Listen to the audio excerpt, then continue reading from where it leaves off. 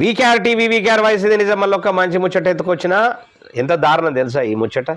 చాలా దారుణాతి దారుణం. ఓయూలో భోజనంలో బ్లేడ్. ఇక చూడు ఎంత నెగ్లెక్టో.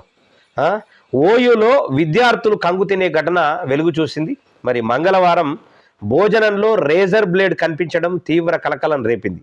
మరి న్యూ గోదావరి హాస్టల్ మెస్లో రాత్రి విద్యార్థులు డిన్నర్ చేస్తున్నారు. ఆహారంలో బ్లేడ్ కనిపించడంతో విద్యార్థులు తీవ్ర ఆగ్రహం వ్యక్తం చేశారు. మరి ఎవరి నోట్లోకైనా వెళ్ళి ఉంటే వారి పరిస్థితి ఏంటని వాపోయారు. నాణ్యమైన ఆహారం అందించాలంటూ ఎన్నిసార్లు ఆందోళన చేసినా ఫలితం లేదని మండిపడుతున్నారు. వాస్తవానికి ఇలాంటి దాని మీద ముఖ్యమంత్రికి మంత్రులకు దృష్టి ఉండదు. ఇక విద్యార్థులు ఎట్లన్నా చావని ఏమన్నా చేయని ఏదన్నా తినే. ఇవాళ ఉస్మానియా యూనివర్సిటీలో చదువుకున్న వాళ్ళు కదా వీళ్ళంతా కూడా, ఈ పోటుగాళ్ళంతా ఈ రాజకీయ నాయకులు ఉస్మానియా యూనివర్సిటీ కదా. ఉస్మానియా యూనివర్సిటీ మీద పగబట్టిండ్రు. గత ప్రభుత్వం పగబట్టింది, ఈ ప్రభుత్వం కూడా పగబట్టి ఇవాళ ఇప్పటి వరకు కూడా విద్యాలయాల్ని సందర్శించినటువంటి పరిస్థితి ఇవాళ రేవంత్ రెడ్డి లేడు.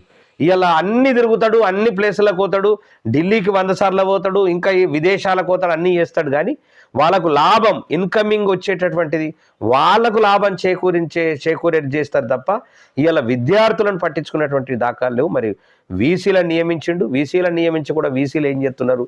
మరి భోజనము, అలాంటి భోజనం పెట్టి విద్యార్థుల ప్రాణాలు తీసేటటువంటి కార్యక్రమం చేయడం ఏంది? మరి ఏం జరుగుతూ ఉన్నది విద్యా వ్యవస్థలో అనేటటువంటిది తేలవలసింది ఉంది. అటువైపు కూడా మరి విద్యాశాఖ రేవంత్ రెడ్డి దగ్గరనే ఉన్నది.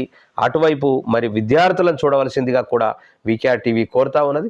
లేని పక్షంలో రాబోయే రోజుల్లో ఖచ్చితంగా కాంగ్రెస్ పార్టీకి ఖచ్చితంగా ఏదో రకంగా ముప్పు మాత్రం ఉండేటటువంటి అవకాశం ఉంటుంది విద్యార్థుల నుంచి.